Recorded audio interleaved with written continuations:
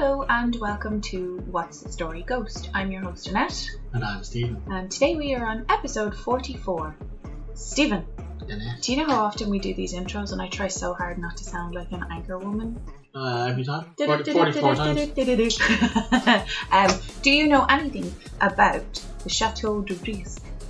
No, you said it earlier and I thought you said Château de Brissac and I was like, ooh, a bit of cheese. I love some cheese. Now, this is predominantly a French episode. I won't be speaking in French, that would just be hilarious. Really? But I will probably butcher a couple of names. I do apologise.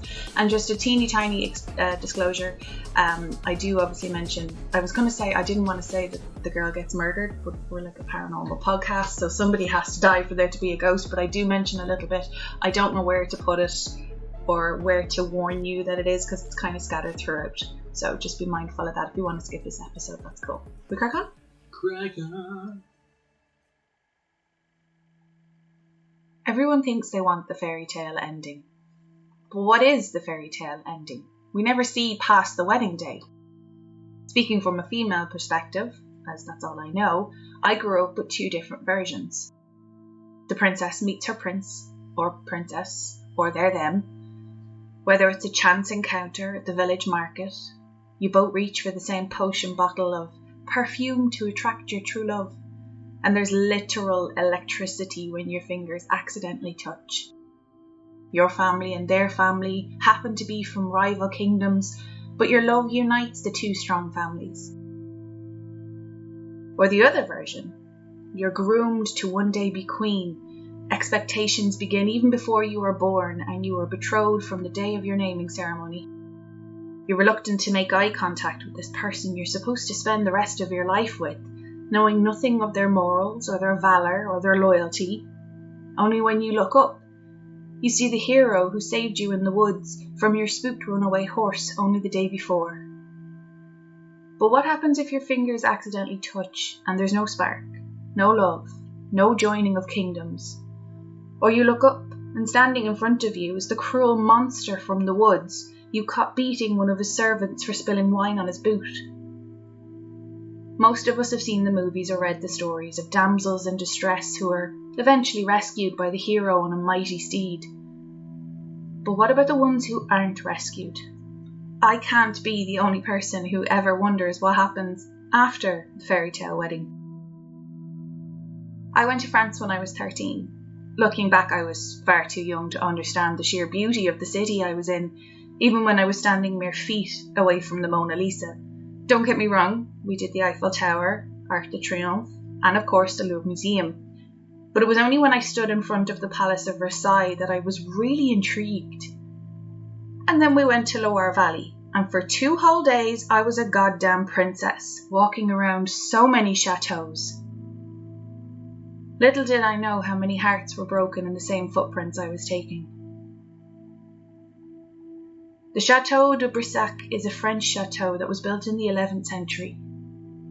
Though the history of the 7-story masterpiece is full of battles fought with the English, religious civil wars casting the fortress into ruins, and the chateau nearly being demolished only to be saved by the king and restored, we're only going to focus on a tiny fragment of time that this chateau has lived through. Charles VII of France married his second cousin, Marie of Anjou, on the 18th of December, 1422, and together they had 14 children. But Charles, like most men of the time and his nobility, had a mistress. In fact, he had 2, and those 2 were cousins, but I digress. Charles and his mistress, Agnes Sorel, had 3 daughters, one of which was Charlotte, born in 1446. Charlotte was said to be beautiful. Being born illegitimate tends to cast a shadow over most, but it is said that Charlotte was viewed in a different light. Oh yes, the Queen knew of her husband's extramarital romances, but the fact of the matter was Marie adored Charlotte. I'm not saying Marie loved the fact that her husband took lovers, but she made the most of her circumstances. She was queen, but he was the king. Through the years, the love affair drove Louis, the king's eldest son, crazy. There was no love lost between Lewis and Agnes. He absolutely despised her and wasn't shy about telling his father, growing angrier and becoming more vocal as he got older. At age 16, Lewis took part in an uprising which sought to neutralise Charles and install Lewis as regent of France. The uprising failed, and Lewis was forced to submit to the king, who of course chose to forgive him. But as a result of his unsavoury scheming, which included disrespectful behaviour directed at his father's beloved mistress Agnes, Lewis was ordered out of court on the 27th of September 1446, the year his half-sister Charlotte was born. Why am I focusing on Lewis when I should be talking about Charlotte? It is relevant, I promise. While pregnant with their fourth child, Agnes journeyed from Chinon in midwinter to join Charles on the campaign of 1450, wanting to be with him as moral support. But she suddenly became ill and went into labour, and after giving birth, she and her daughter died on the 9th of February 1450. She was only 28 years old. While this tragedy was originally thought to be dysentery, forensic scientists today suggest she may have been poisoned, but it was also a rumour back then too. At this stage, Lewis had been in revolt against his father for the previous 4 years. It's been speculated that he had Agnes poisoned in order to remove what he may have considered her undue influence over the king. Lewis was never cruel to Agnes in the name of his mother. Lewis only had his own interests at heart, as Agnes was someone the king had come to rely on for advice and guidance, and she was not inclined to speak highly of Lewis. In fairness, one of the reasons he was sent away was because he had run after Agnes with a dagger, so... You're probably wondering if that's the reason I mentioned Lewis's disdain for Agnes. It's actually not, but we'll come back to that. Charlotte was all but 4 years old when her mother died. I wonder if that's why the Queen had such a soft spot for her, knowing that she would need a strong female presence in her life. In 1462, a marriage was arranged between Charlotte, now 16 years old, and Jacques de Brissac, a nobleman aged around 22. This was no match made in heaven, or a union designed by the fates themselves, unless the fates had a really odd sense of humour. It was claimed that the marriage was politically motivated, and that the two did not love each other. They would go on to live at the Château de Brissac. Now, it's not like in the movies where they were from different worlds, but would try and show an interest in each other's hobbies. No, they lived happily separate lives. Charlotte liked the life of sophistication that came with being at court, so a drafty castle in the countryside was not what she had hoped for. She found her new husband's character boorish, and time spent together did not change that, as there was no time spent together. Jacques liked to hunt and be outdoors. He had many estates and would spend most of his time tending to them, and had little, if no time at all, for the refined court life his wife was accustomed to.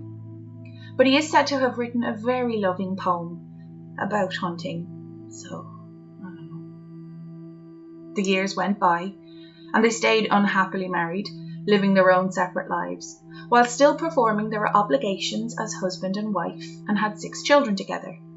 Because, that was the way things were done. What's the point of titles and lands if you have no legacy to pass it to, even if you and your wife shared no love for one another?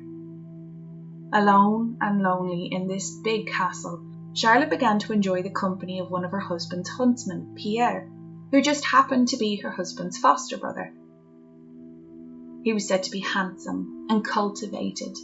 He gave all of his attention to the unhappy and lonely Charlotte, and before they could stop themselves, they became entangled in a passionate affair. And then sometime between the night of May 31st and the morning of June 1st, something terrible happened. May 31st, Jacques returns home from a long hunting trip. He had dinner with his wife, and he went to his chambers. It was well known the couple did not share a bedroom. In the middle of the night, Jacques was said to be woken by a servant, who would go on to inform him that his wife was having an affair. Jacques burst into his wife's chambers and caught the couple red-handed, and in a fit of rage he took his anger out on his wife and her lover Pierre. He didn't love her, But damn it, she was his wife. How could she betray him like that? And for his foster brother. But by the time Jacques had finished his angry ramblings, he stepped back and saw what he had done. You see, Jacques didn't just enter Charlotte's chambers with a sharp tongue. He had brutally stabbed them over and over with either his sword or his axe. That part of the story remains unconfirmed. Now let's recap for a moment. He's just killed his wife and her lover, brutally. He's a nobleman, held in high regard, which means his reputation is everything. And Charlotte is the now king's half-sister, and he has murdered her. Oh, but wait. Louis hated Agnes Sorel, and he never knew Charlotte, so there was no love lost there. It seemed his hatred for his father's mistress just passed on to Charlotte, because murdering even a half-sister to the king would be grounds for death. Instead, King Louis sentenced Jacques to imprisonment, a fine, and his lands were seized. But he only served 4 years in prison, was fined £100,000, a drop in the bucket, I imagine, and his lands were seized but immediately returned to his eldest son Louis. So really, did he lose his lands?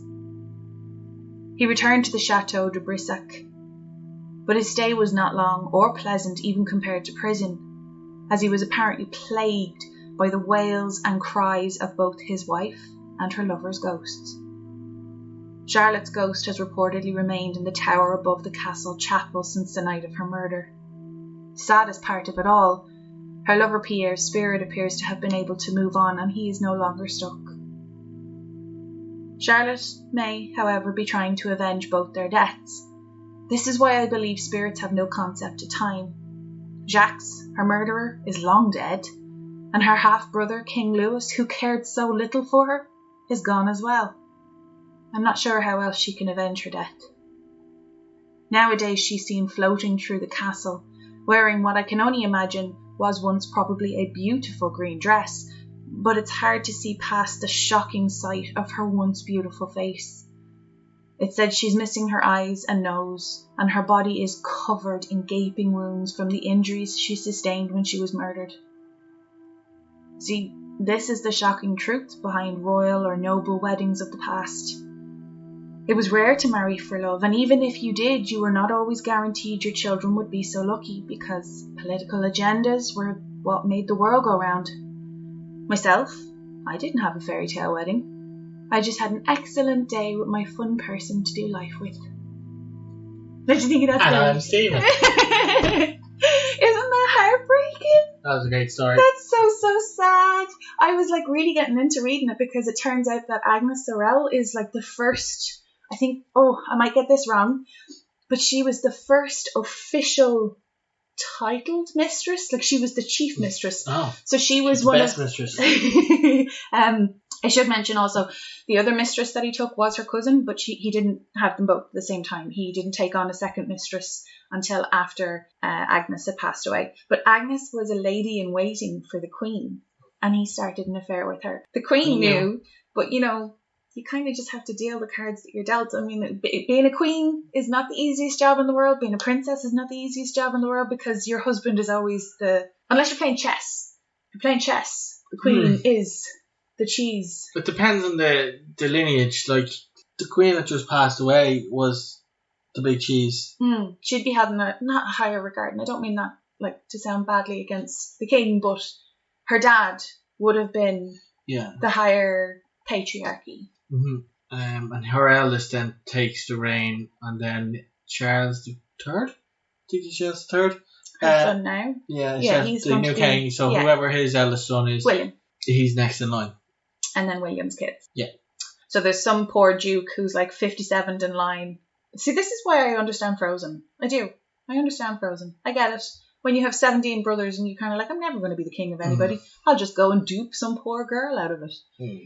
Have people visited this place? Is there sightings of Stephen, I think I was there. Yeah. Because I was so young when we went, and I'll be honest with you, we did a lot of walking, and at 13 I didn't want to be walking. And the Eiffel Tower, to be fair, when you're standing in the middle underneath the 4 posts, you realise how goddamn big that thing is. But it wasn't really, it wasn't tickling my Disney princess feels as much as the castle or the Versailles, which is why I love the Royal Hospital in Kilmainham. It's like a little I'd say mini Versailles Gardens, because that thing's freaking huge. But I think I was there. How do I explain this? I recognise a ceiling, but I don't know if, like, it's not like houses today where all the ceilings are designed the same. Ceilings are usually like quite unique, aren't they? Yeah. But yeah, you can go and visit there today. I think it's something like somewhere between 11 and 17 euro or something like that. We have very different experiences of our visits to France. Why? Because you went to the Versailles Gardens and the Eiffel Tower, and I went to Saint Hilaire and ran off a cliff strapped to a big kite. I got to be a princess. You got to be... Okay. That's the new Disney movie, The Princess and the Eagle. It worked with The Princess and the Frog. Have you any characters for me? I know there was a couple in there. Yeah, so the three main ones. And I'm going back, and I've started doing this now. I've just picked a series I've watched and take some good characters out of it. And I don't know how to pronounce this, because I like watching the Danish movies. Oh, the stuff that means that you have to actually engage in what you're watching. I have to. Well, basically, I'm not. I'm. You're not watching. You're reading. I'm reading while there's Danish accents in the background. Yeah. But Charlotte, the main character. Yeah. I think a woman called Brigitte Hort Sorensen. I love that first name, Brigitte. Yeah, I think it's a really pretty first name. Who played the character Katrine in Borgen. Or I might not could have been. I don't know. Oh, I know her. Have I? Why do I feel like I've seen her? Because you've probably been looking over my shoulder watching Borgen. Yeah, pretty blonde shows up on your phone. I'm obviously going to be all like, who's that? Oh, she's very pretty. So you guys can't see this, but I've just Googled who she is, because as much as I love her name, I don't know who she is. She's very pretty. She's in tons of stuff. Go on anyway. Okay, so then her husband, okay, Soren Malling, who plays Torben in the same series. Soren is a deadly name. Yeah. Does he play her husband in the... No, he's actually her boss in one of the series.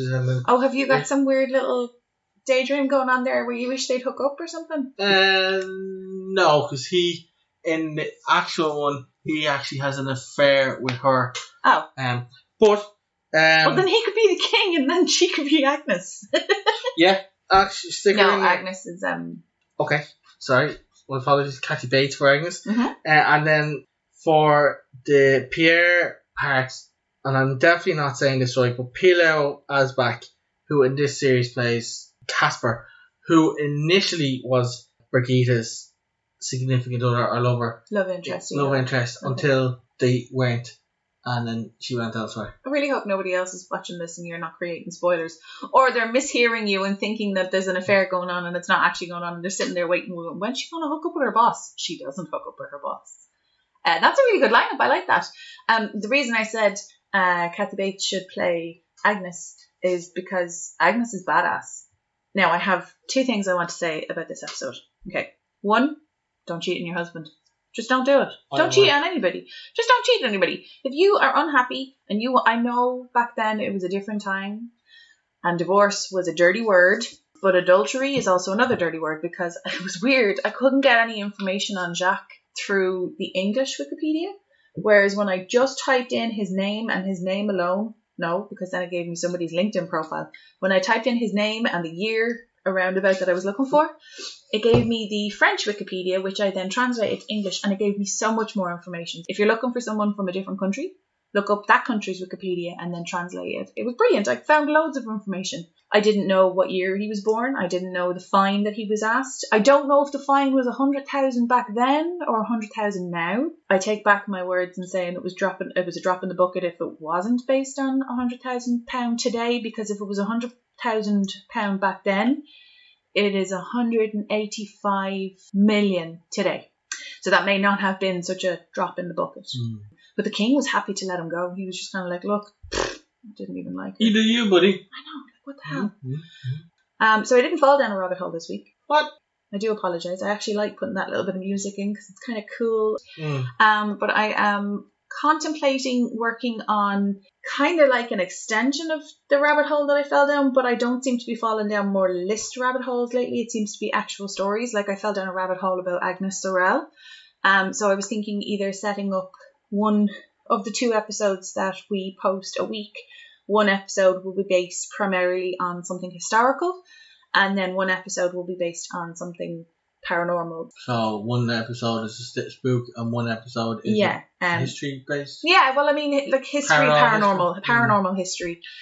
Because what I find is not everyone wants to listen to as much history as I want to talk about. So I figure if I separate them, it'll make it easier. So, but again, it's only something in the pipeline. But that is the rabbit hole I fell down. I decided to set up a whole other channel for the podcast because, I don't know, ever since I stopped going to school, learning has been fun because there's no grade behind it and there's no one standing over my shoulder going, you failed. I'm like, it's English. You can't fail English. It's subjective. I think we'll finish up there, unless you have any questions for me. No. Oh, good. Yeah. Exit jingle? No, Say your words. So thank you so much for listening to today's episode. If you have any questions regarding today's or any other episodes, please feel free to DM us. It's What's the Story Ghost. Our email is whatsthestoryghost@gmail.com if you have any personal stories you would like to share. There's only 3 links, but I'll stick them in the description. And those are all my words. Exit jingle? Exit jingle! Alrighty then.